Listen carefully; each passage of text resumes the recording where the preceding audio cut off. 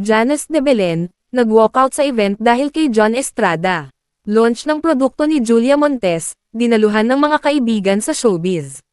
May nasaksihang walkout ang Pep Troika sa product launch ng Swiss Proli Night Gummies na pag-aari ni Julia Montes at ng chemist na si Pinky Tobiano. Ginanap ang product launch sa Marquee Events Place, Bonifacio Global City, noong Martes, November 4, 2025. Halos nakasabay naming dumating sa venue sina Janice de Belen, Cherry Pie Picache, at Angel Aquino.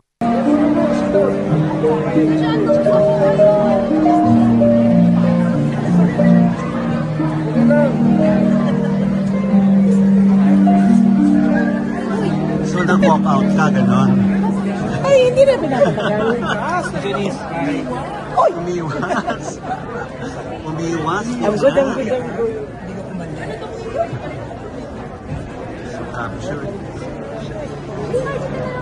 Dito.